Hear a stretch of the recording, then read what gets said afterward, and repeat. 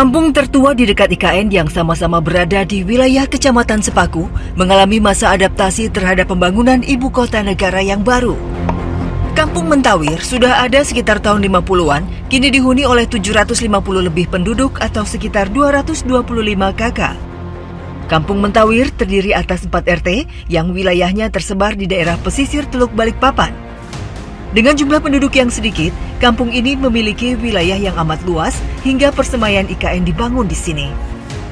Total luas kampung Mentawir mencapai lebih dari 22.000 hektar. Sungguh bukan cakupan yang main-main.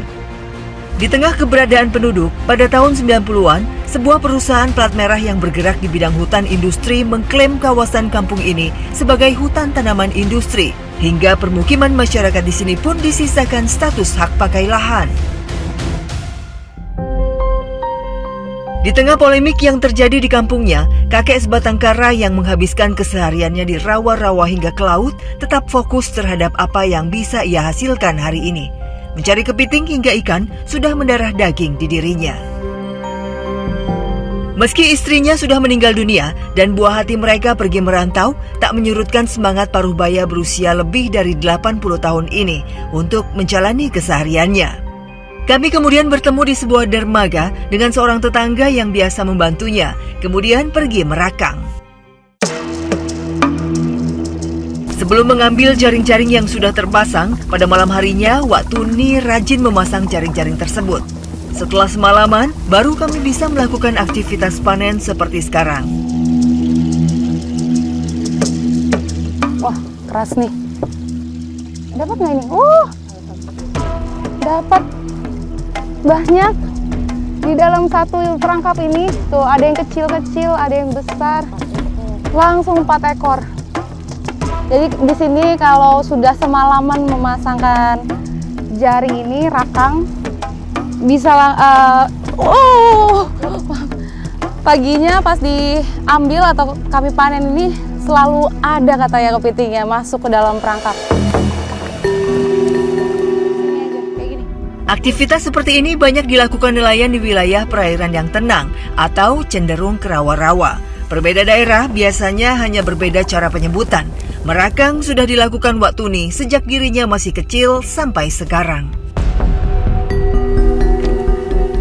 Berhasil mendapatkan sejumlah kepiting yang terperangkap di jaring, kami pun memutuskan kembali ke daratan untuk segera mengemas hasil tangkapan kepiting hari ini. Selalu dapat seperti ini Bu, banyak? Iya, selalu kayak gini, besar-besar kayak gini. Gitu. Iya. Ibu tinggal sudah berapa lama di sini? Sudah 44 tahun tinggal di sini. Wah, udah lama banget. Iya. Rumah Ibu salah satu yang ini nggak diklaim gitu sama sebuah perusahaan katanya, yang perusahaan industri di sini, hutan industri. Iya. Iya. Iya. Sebenarnya apa sih Bu yang paling diinginkan gitu oleh masyarakat sini? Yang paling diinginkan masyarakat di sini kan ya dibebaskan sama perusahaan itu lahan-lahannya. Harapan Rusna adalah harapan seluruh warga yang ada di Kampung Mentawir. Polemik perusahaan plat merah dan masyarakat yang kian berlangsung lama seolah tak menemukan titik terang. Dari puluhan ribu hektar luas kampung ini, hanya sekitar 160 hektar saja yang dibebaskan. Itu pun melalui proses panjang dari Balai Penetapan Kawasan Hutan BPKH. Semoga dengan berdirinya ibu kota yang baru sebagai tetangga mereka, kehidupan yang bergerak di sekitar IKN tak luput dibiarkan.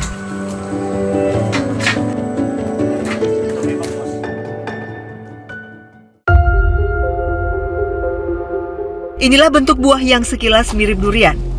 Buah seperti ini sudah masuk dalam kategori langka. Ya, hanya masyarakat sepuh yang masih menanam buah ini. Seperti Kai berusia lebih dari 70 tahun ini, hanya dirinya lah yang masih membudidayakan buah lai untuk dijual ke tetangga-tetangganya.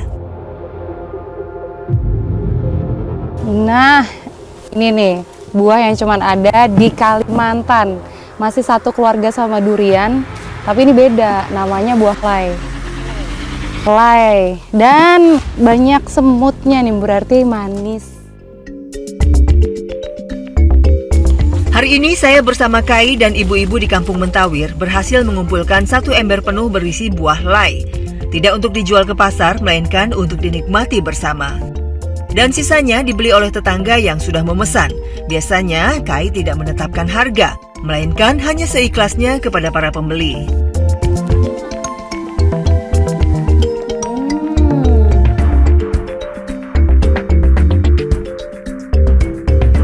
Kan berarti udah langka ya, Bu? Ya hitungannya langka ini. Harganya berapa sekarang kalau Ibu jual? Minimal ada yang 20, ada yang 15.000, ada yang 10.000. 10.000? Iya, yang kecil. Murah banget, bukan udah langka? Kalau kami ya pekebun. Ya. Kalau Ibu sendiri ada sawit? Ada. Ada.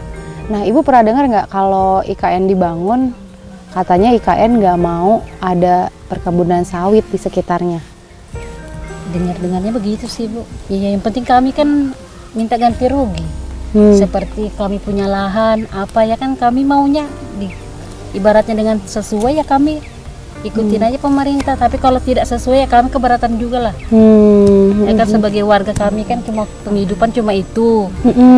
Kalau kami warga ini maunya yang terutama itu ya warga-warga kami lah yang didahulukan. Jangan dulu sementara orang di luar.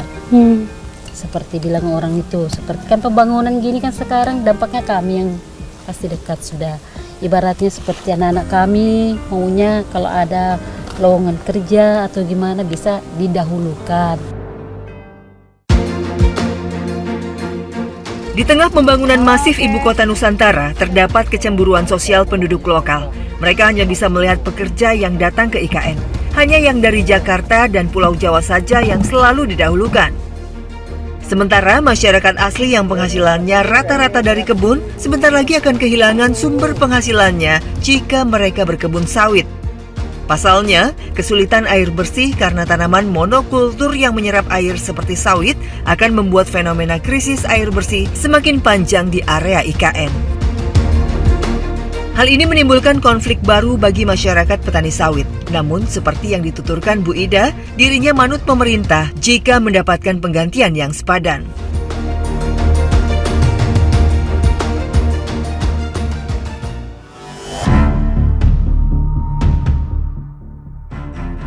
Jika menilik kembali wilayah pesisir Mentawir, lebih dari 1.000 hektar lahan telah dijadikan wilayah konservasi mangrove. Hal ini merupakan bentuk menghindari abrasi laut dan rupanya berhasil dilakukan. Nelayan yang berangkat dari area dermaga tak perlu khawatir menghadapi derasnya ombak dan bisa pergi melaut dengan tenang. Saya bersama keluarga Pak Ismail pergi menuju area tepian Pantai Madak untuk menjaring ikan. Kami pergi menggunakan kapal ukuran lebih besar, baru kemudian berpindah ke kapal kecil ketika setelah tiba di lokasi mencari ikan. Ketinting seperti ini hanya dapat menahan beban tak lebih dari 4 orang. Dengan kondisi terbatas seperti ini, kami harus memasangkan jaring yang sangat panjang. Lumayan panjang banget nih jaringnya, kurang lebih 100 meter. Jadi kami membuat semacam letter U gitu, ditancapkan yang di ujung sana sampai membentang ke sebelah sini untuk jadi perangkap ikannya supaya masuk semua ke dalam jaring. Cara menangkap ikan yang amat tradisional ini sudah dilakoni warga kampung Mentawir selama bertahun-tahun. Untuk menggiring ikan datang ke jaring secara cepat, kami harus menumbuk dasar pasir.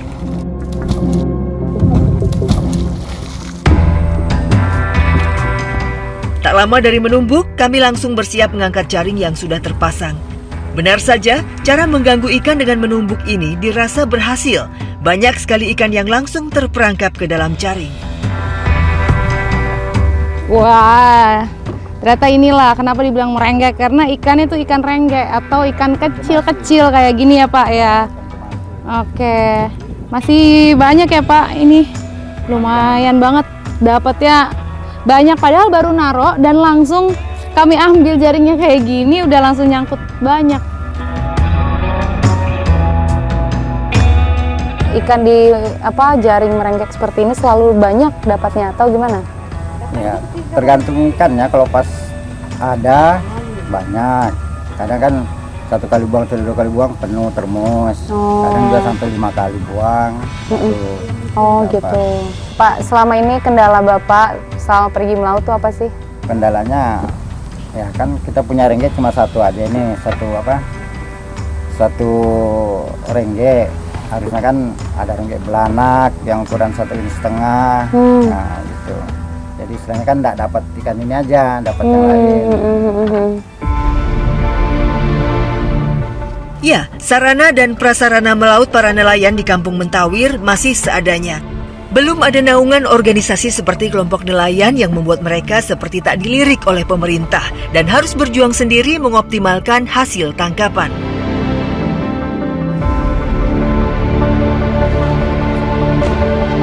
Tiba di daratan, istri Pak Ismail langsung membuka lapak dagang di depan rumah mereka. Ikan yang masih segar ini hanya bernilai 10-15 ribu rupiah saja per kilogramnya. Sungguh hasil yang kurang sepadan. Terima kasih banyak, Ibu Lura.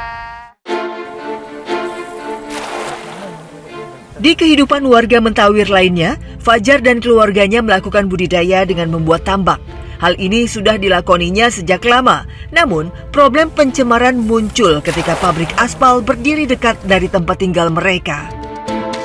Dulunya, tambak ini aktif sebagai pembibitan udang yang cukup menghasilkan. Namun udang ditambak lama-kelamaan tak mampu bertahan hidup karena adanya pencemaran debu pabrik aspal yang pembakarannya berasal dari batu bara. Hal ini lantas membuat keluarga Fajar rugi hingga puluhan juta rupiah. Kini, tambak dioptimalkan sebagai tempat pembibitan ikan bandeng. Kami pun mencoba memanen ikan yang tersisa dengan cara menjala ikan. Ternyata yang didapat ukuran segini itu termasuk ukuran yang kecil katanya. Ya, Pak ya? Karena pencemaran. Karena ada pencemaran di sini. Seharusnya setiap 6 bulan ikan bandeng yang ditaruh di tambak itu bisa naik berapa kira-kira, Pak? Setengah kilo 1 ekor. Wah, harusnya ya. Selain pabrik aspal, rupanya aktivitas penambangan batubara ilegal kian meresahkan. Tambang tersebut dimiliki oleh perorangan dan sudah ditinggalkan begitu saja ketika sudah tak lagi menguntungkan. Sementara, pabrik aspal hingga kini masih aktif beroperasi. Ya, sudah laporkan ke dinas, mereka juga diam aja, nggak ada respon. Jadi dulu pencemarannya mulai di tahun berapa kira-kira? Awal 2010. Itu awalnya pencemaran dari pabrik aspal, karena pabrik aspal pembakarannya menggunakan batu bara. Oke. Batu baranya itu debunya ke tambak jatuhnya. Berjalannya waktu ternyata ada ini ya, kalau dilihat Tambah parah ya. di sebelah ada batu bara. Separah apa? Ya langsung mati total udang. Nggak ada gitu. udang sama sekali. Ikan pun kerdil. Ini kan seharusnya ini sudah 1 kiloan ini karena sudah 1 tahun ini umurnya. Nah, ini tempat tinggalnya Pak Fajar kan kalau bisa dikatakan ini tetangganya juga IKN gitu ya. Ya, benar. Ada dampaknya juga nggak? Untuk sementara ini belum. Karena belum ada pembangunan di area dekat sini kan.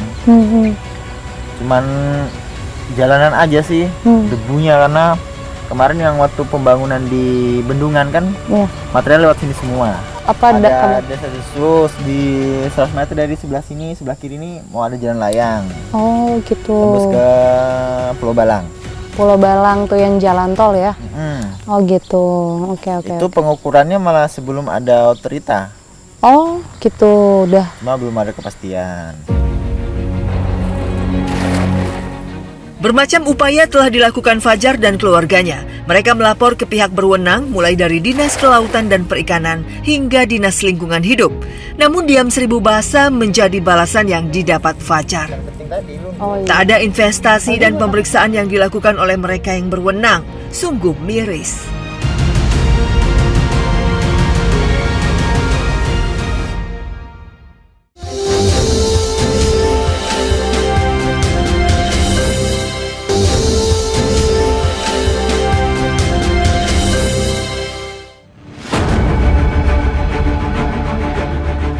Semarak peringatan Hari Jadi Indonesia ke-79 menjadi momentum yang dinantikan banyak pihak. Hadirnya IKN sebagai venue pembeda di upacara 17 Agustus tahun ini melahirkan antusias luar biasa bagi seluruh lapisan masyarakat. Dirgahayu Indonesiaku ke-79 tahun. Lembaran baru menuju ibu kota yang baru. Tak lagi pilu, Indonesia maju.